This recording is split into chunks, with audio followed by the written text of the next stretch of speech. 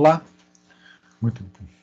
muito boa tarde, sejam bem-vindos à semana 6 da nossa disciplina de Língua Portuguesa 3. Eu sou o professor Lisandro Mendes de Souza e hoje vamos falar de tempo e aspecto. O conteúdo dessa semana está dividido em duas pequenas apresentações.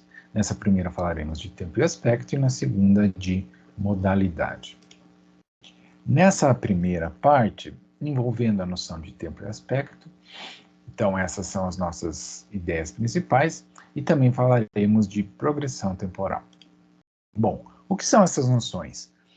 Então, eu começo esclarecendo o que são, provavelmente vocês já devem ter ouvido falar delas em aulas de gramática. Então, o que falamos quando falamos do tempo? Então, estamos pensando no tempo gramatical, que é como as línguas utilizam mecanismos para localizar os eventos no eixo do tempo físico, tá? Então, a gente pode falar de coisas que aconteceram no passado, que estão acontecendo no presente, né, ou seja, simultaneamente em relação ao momento em que falamos, ou podemos falar de coisas que vão acontecer posteriormente ao nosso momento de fala. A noção de aspecto se refere ao modo como o evento que o verbo denota pode ser apresentado, seja ele de modo concluído, que é o que veremos que falamos quando falamos de aspecto perfectivo, ou pode ser em progresso, que aí estamos diante do chamado aspecto imperfectivo, entre algumas outras noções que veremos. Além disso, os verbos costumam apresentar a categoria de modo. Na nossa língua, costuma-se fazer a divisão entre pelo menos 3 modos: o modo indicativo, que é o modo das sentenças declarativas, o modo imperativo, que se refere ao modo utilizado nas sentenças em onde fazemos ordens, pedidos, etc., e o modo subjuntivo, que é particular para se fazer referência às situações que não são reais, que são dependentes de outras perspectivas. Bom, comecemos então falando do aspecto. O aspecto pode envolver duas naturezas, ou ele é lexical ou ele é gramatical. Bom, do que a gente está falando quando fala dessas noções? O aspecto lexical, ele envolve a classificação dos verbos em quatro classes, considerando o tipo de situação no mundo que descrevem. Uma primeira divisão pode ser feita entre ações e estados. As ações, elas têm persistência e duração no tempo, enquanto os estados não. Veja, uma forma de testar é combinar os verbos com advérbios que descrevem algum tipo de duração temporal, como, por exemplo, aqui nós temos em 1 a 2 horas. Veja que eu posso usar uma atividade como correr e com um advérbio que mede a duração dessa situação. Por exemplo, João correu por 2 horas. Mas veja que com estados como conhecer, eles não têm duração no tempo, nesse sentido em que eu vejo que eles não são compatíveis com advérbios que medem duração temporal, como João conheceu Maria por 2 horas. Então, conhecer não é um tipo de situação lá no mundo que pode ser medida temporalmente, enquanto correr é um tipo de situação que pode. Então, essa é uma primeira forma de dividir os verbos. Bom, já as ações, aí aqui fazendo uma segunda divisão, podem ser divididas em pelo menos 3 classes. Tem ações que têm um final inerente, com ou sem duração temporal. Por exemplo, Ana desenhou um círculo em 2 horas, ou por 2 horas. Veja que em 2 horas eu estou medindo o tempo que levou para Ana terminar o desenho do círculo. Já por 2 horas, Ana desenhou um círculo por 2 horas, é o tempo que durou o desenho do círculo, sem que a gente possa inferir necessariamente que ela atingiu o final do desenho. Já em 2b, Beto venceu a corrida em 2 horas, isso se refere também ao tempo que demorou para que ele completasse a corrida.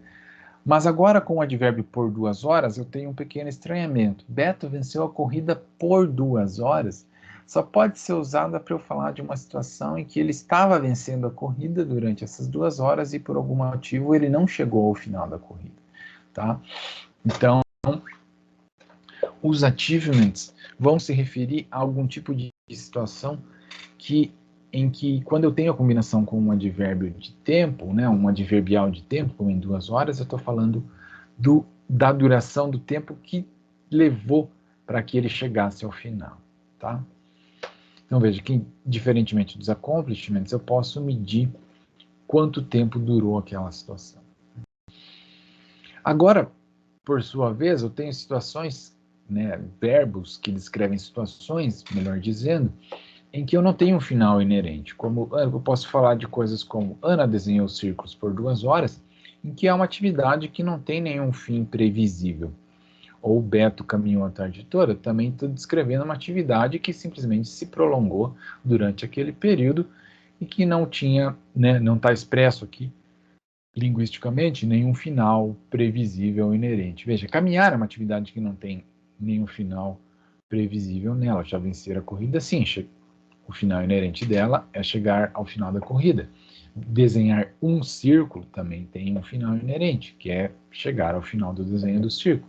Veja, agora, desenhar círculos, eu tenho um substantivo concreto no plural, então eu posso passar a tarde toda desenhando círculos e sem ter nenhum final inerente nessa atividade. Ok? Então, veja, o que é o aspecto gramatical? Ele depende muito mais da união, o aspecto lexical também, ele depende, em alguma medida, da união entre o verbo com o seu complemento. Veja, desenhar um círculo tem um final inerente, desenhar círculos não tem final inerente. Tá? Então é a isso que a gente se refere quando fala de aspecto lexical. O aspecto gramatical, por sua vez, é outra coisa. São essas noções que a gente tem como interpretação dos acontecimentos. Então, o aspecto perfectivo se refere a uma situação descrita como conclusa lá no passado. Ela começou e acabou. Quando eu falo Ana desenhou o círculo, eu estou falando de uma situação que começou e acabou lá no passado. O Beto caminhou a tarde toda, a situação começou e acabou lá em algum momento no passado. Quando eu falo de aspecto imperfectivo, aí eu estou falando de uma situação descrita como inconclusa. Ana caminhava, que é o verbo interessante aqui, eu estou falando de uma situação que estava em progresso, tá? Em relação a um outro momento, que é o momento aqui do início da chuva. O Beto estava assistindo televisão, que é o nosso exemplo 5b. Então, eu também estou falando de uma situação que estava em progresso em algum momento lá no passado. Uma terceira noção bastante comum é a noção de hábito, ou também chamada de, pode ter também leituras genéricas, como Ana estuda francês às quintas-feiras, a gente chama de leitura habitual.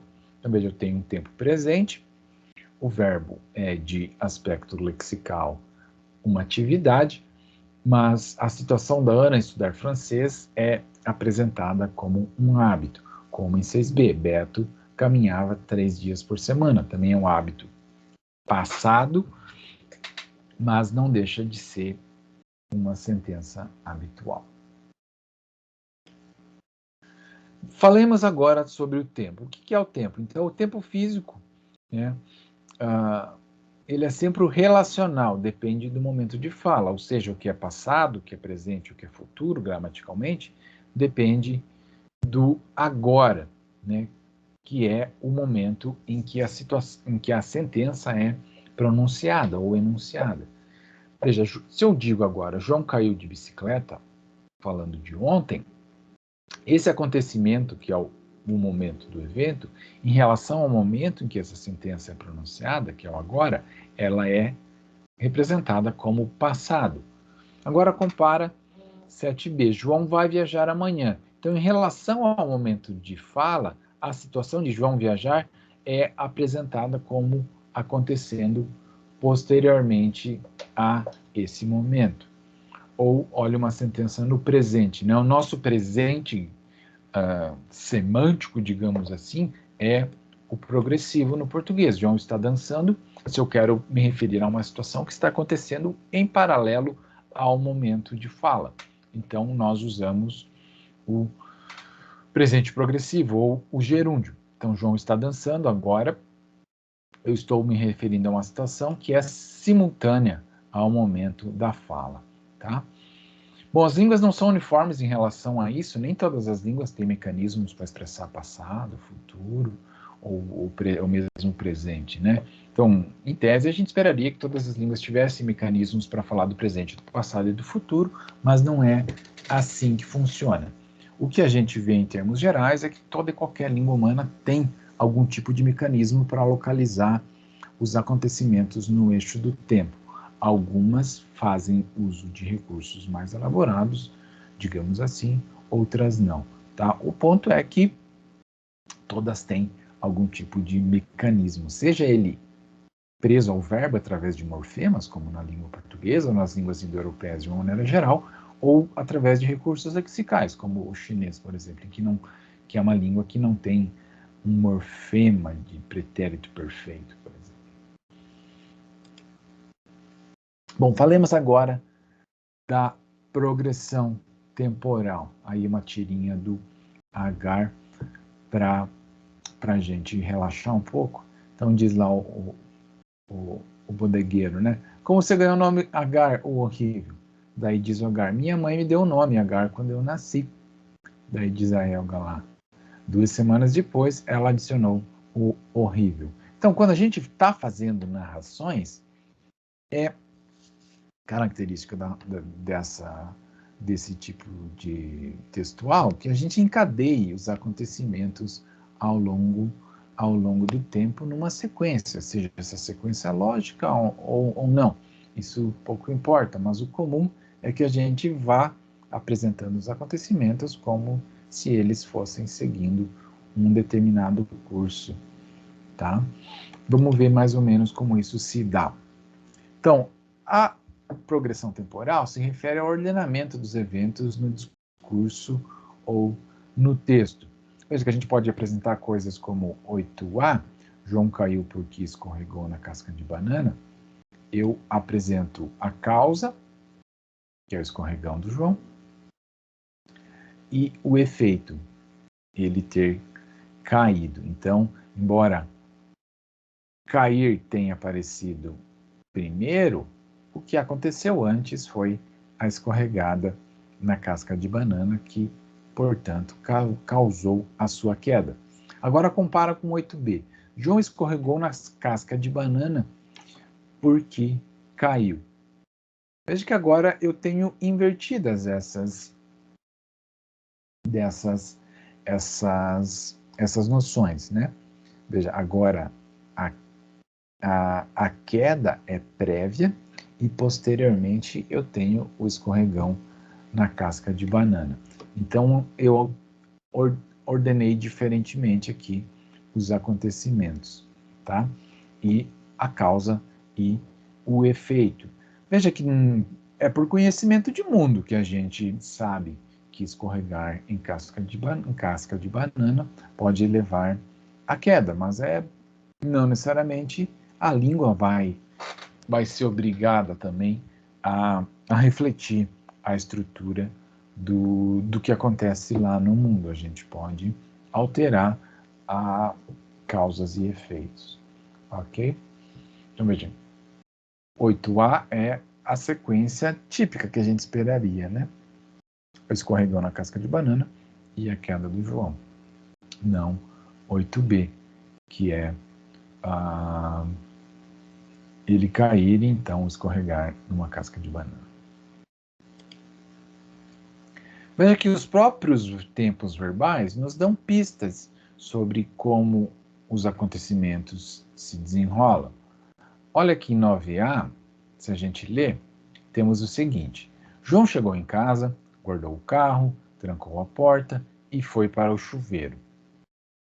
Sem nenhuma informação adicional, além da justaposição desses acontecimentos, a nossa interpretação é de que essas coisas aconteceram uma depois da outra. Primeiro o João chegou em casa, depois ele guardou o carro, depois ele trancou a porta e, por fim, ele foi para o chuveiro. Veja que isso é uma inferência. Ele poderia não ter feito as coisas Dessa forma, a gente sabe, por conhecimento de mundo, que as coisas provavelmente devem ter acontecido nessa ordem. Primeiro se chega em casa, depois se guarda o carro, depois se tranca a porta, depois se vai para o chuveiro. Mas, sei lá, suponha que o João não tenha uma garagem em casa, não tenha garagem no prédio dele, e ele guarde o seu carro num estacionamento ali próximo. Então eu teria que ordenar as coisas de uma maneira diferente. Eu teria que escrever: João guardou o carro, chegou em casa, trancou a porta, então foi para o chuveiro, tá? Então veja, novamente, por conhecimento de mundo, a gente espera que os acontecimentos se deem da forma como são apresentados, mas não precisa necessariamente ser dessa forma, tá? Note agora ali que em 9b eu tenho o aspecto imperfectivo. 9b temos o seguinte: João chegava em casa, guardava o carro, trancava a porta e ia para o chuveiro. Eu estou apresentando essa sequência de acontecimentos como se fosse um hábito, né, repetitivo. Ele fazia as coisas nessa sequência. Também podemos inferir isso por conhecimento de mundo. Além da ideia de hábito, que está ali expressa gramaticalmente, a ideia de que a ordem era essa é uma inferência pragmática, provavelmente, tá? Então, veja, a gente se refere a isso, né, os acontecimentos ocorrerem na forma como são apresentados no texto, como isomorfismo, ou seja, eu tenho a forma linguística acompanhando a forma dos acontecimentos no mundo. Bom, veja que aqui a gente já insinuou uma diferença textual ou discursiva entre usar o pretérito imperfeito e usar o pretérito perfeito. Vamos olhar com mais cuidado como os diferentes tempos expressam de maneira diferente algumas coisas. É comum que a gente vai interpretar ações apresentadas no pretérito perfeito como se elas tivessem maior proeminência, enquanto as ações ou situações ou estados apresentados num pretérito imperfeito ou em outros verbos com aspectos imperfectivos de uma maneira geral, elas vão ser tomadas como pano de fundo, ou como descrição, ou como elementos adicionais. Olha aqui no exemplo 10. João chegou em casa, foi direto para a sala e se atirou no sofá. Estava vestindo o uniforme e calçando os sapatos. Desse jeito mesmo, pegou no sono. Note que está numeradinho aqui, eu tenho 6 acontecimentos, né? A chegada do João em casa, ele ir para a sala, ele se atirar no sofá. Eu tenho também a descrição de ele estar vestindo o seu uniforme, ele estava calçando os sapatos e ele ter pegado no sono. Então eu tenho 6 sintagmas verbais ali. Mas note que os acontecimentos principais estão expressos no pretérito perfeito. Chegou em casa, foi para a sala, se atirou no sofá e pegou no sono. Notem que essas informações aqui, estar vestindo o uniforme e calçando os sapatos, são informações descritivas, são informações de pano de fundo, são secundárias nesse sentido. Então, o que é importante em termos de ação do que aconteceu são essas situações: a chegada em casa, a ida à sala, se jogar no sofá e pegar no sono. Ele estar vestindo o uniforme e estar de sapatos são elementos descritivos secundários. Então, nesse sentido, é que a gente fala em pano de fundo. Note agora uma narrativa um pouco maior. Ela foi segmentada e reorganizada aí para que a gente possa visualizar melhor esses dois aspectos. Notem o trecho aqui que está entre colchetes e está em cinza. Vamos ler esse trechinho aí de uma crônica do Luiz Fernando Veríssimo. Começa o seguinte: estavam na casa de campo, ele e a mulher. Iam todos os fins de semana. Era uma casa grande, rústica, copiada de uma revista americana e afastada de tudo. Não tinha telefone. O telefone mais próximo ficava a 7 quilômetros. O vizinho mais próximo ficava a 5. Eles estavam sozinhos. A mulher só ia para acompanhá-lo. Não gostava de casa de campo. Tinha de cozinhar com lenha enquanto ele ficava mexendo no jardim, cortando a grama, capinando, plantando. Foi da janela da cozinha que ela viu ele ficar subitamente teso e largar a enxada, como se a enxada tivesse lhe dado um choque. Ela correu para a porta da cozinha e gritou. Veja que nesse trecho em cinza, o que eu tenho é uma série de elementos que vão me dar o pano de fundo a partir do qual os acontecimentos vão se desenrolar. Estavam na casa de campo, iam todos os fins de semana, veja, pretérito imperfeito, era uma casa grande, não tinha telefone, ficava a 7 quilômetros, o vizinho ficava a 5, estavam sozinhos. Então veja como todos esses elementos que vão dando o pano de fundo da narrativa estão apresentados em verbos no pretérito imperfeito ou no progressivo aqui, ó, cortando a grama, capinando, plantando. Agora, olha como os acontecimentos são apresentados. Foi da janela que ela viu ele ficar subitamente teso e largar a enxada. Ela correu para a porta da cozinha e gritou. Veja, os acontecimentos, né, principais estão aqui. Ela viu ele ficar teso, ela correu para a porta e gritou. Tá? Então veja que são as ações retratadas no pretérito perfeito que fazem a narrativa acontecer e avançar. Olhemos agora para o papel das conjunções. Note agora o que temos aqui em 11A e em 11B. João caiu e escorregou na casca de banana.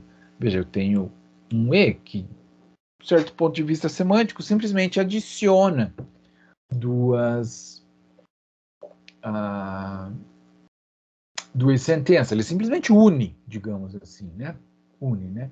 Duas sentenças, duas orações. A ordenação temporal, como eu falei, é uma inferência. Porque eu apresentei primeiro João caiu,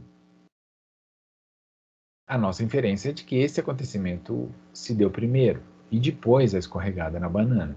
Como 11b, eu tenho o oposto. João escorregou na casca de banana e caiu. Então, veja, a ideia de causa e efeito é uma inferência. Veja que os fatos principais são exatamente os mesmos. O João caiu e o João escorregou na casca de banana. Eu tenho essas duas informações expressas, tanto em A quanto em B. A diferença é a ordem da apresentação e as noções de causa e efeito que a gente vai inferir. Tá? Então, aqui em 11A, eu vou interpretar como a caída ocorrendo primeiro e o escorregão depois. Em 11B, eu tenho uma interpretação de outra forma. O escorregão na casca de banana causou a queda. Veja que eu poderia ter usado advérbios de ordenação temporal, como eu tenho aqui em 11C, né? João caiu e depois escorregou na casca de banana. Ou 11D, João escorregou na casca de banana, depois caiu. Tá? Então, a conjunção E, ela é mais ou menos neutra, nesse sentido de não ter inerentemente nenhuma leitura temporal, mas a gente acaba inferindo ordenação temporal mesmo de situações que são simplesmente apresentadas uma depois da outra. Diferentemente do depois, que daí não, o depois deixa claro qual é a ordenação temporal ali que o narrador tinha em mente. Ou olha para outras, né, conjunções como o antes ou o quando. João caiu, mas antes ele escorregou na casca de banana. 11F, João escorregou na casca de banana, mas antes ele caiu. 11G, João caiu quando escorregou na casca de banana. 11H, João escorregou na casca de banana quando caiu. Bom, temos então duas regras gerais sobre a interpretação dos tempos no texto. a chamada regra de isomorfismo, como já vimos, os eventos no pretérito perfeito acontecem na ordem em que são apresentados, a menos que sejam reorganizados por conjunções. E, na narração, situações no pretérito imperfeito ou no progressivo não trazem progressão temporal, apenas pano de fundo da narrativa. Então, como vimos, o que faz a narração progredir é o uso do pretérito perfeito. Veja que não necessariamente uma conjunção qualquer vai me trazer interpretação. Parece que a gente infere diferentes interpretações simplesmente de eu ter a justaposição de duas situações. Olha aqui em 12. João entrou na faculdade e resolveu fazer botânica. Eu tenho duas situações. O João entrar na faculdade e ele resolver fazer botânica. Eu posso ter como inferência alguma coisa de explicação. João não entrou na faculdade porque resolveu fazer botânica. Ou seja, eu infiro uma explicação. Né? Porque ele resolveu fazer botânica, então ele entrou na faculdade. Tá? Eu posso colocar as coisas como... Né, posso inferir também uma relação de outra forma. Primeiro ele entrou na faculdade e lá ele resolveu fazer botânica. Imagine que ele tenha feito um outro curso, de repente tenha feito um outro curso qualquer, entrou em contato com biologia e resolveu mudar o seu curso. Né? Eu poderia interpretar 12 como João entrou na faculdade e daí resolveu fazer botânica. Tá? Ou porque resolveu fazer botânica, João entrou na faculdade na outra leitura. Então, veja, não necessariamente eu preciso ter uma relação específica de causa e efeito, ou explicação, ou uma relação de um acontecimento aconteceu antes de outro depois. A gente faz essa inferência, ou essas inferências, né, de ordenação temporal, de causa e efeito, de explicação, correlação, etc., mas justamente porque eu tenho a justaposição desses dois acontecimentos no discurso, ok? Então, não necessariamente eu posso ter essas leituras apenas com a presença de conjunções. Eu posso tê-las sem que as conjunções estejam ali expressas. Ok? Então, para concluir a nossa aula, a gente viu o seguinte: vimos rapidamente as noções de tempo, aspecto e progressão temporal. Em relação ao aspecto, também apresentei rapidamente a divisão entre estados e ações, e as ações em atividades, accomplishments e achievements. A noção de aspecto gramatical, que se refere a essas noções de aspecto perfectivo, imperfectivo, habitual, genérico, etc. E também falamos do tempo e da progressão temporal. Nós vimos duas noções bastante importantes para tratar da semântica do tempo, especialmente as noções de momento de fala e momento do evento, e uma rápida compreensão do fenômeno da progressão temporal, que envolve noções como isomorfismo, a ideia de que os acontecimentos podem ser interpretados da forma como são apresentados, né? Ou seja, se eles são apresentados um depois do outro, eles aconteceram um depois do outro. E a divisão entre uma situação principal e uma situação de pano de fundo que são expressas pelo pretérito perfeito, que me descreve as cenas principais e faz avançar o tempo na narrativa, e as situações de pano de fundo, que normalmente são apresentadas com verbos em algum aspecto imperfectivo, sejam habituais ou não. Ok? Então, era isso nessa primeira parte, nós vemos na próxima aula. Até lá.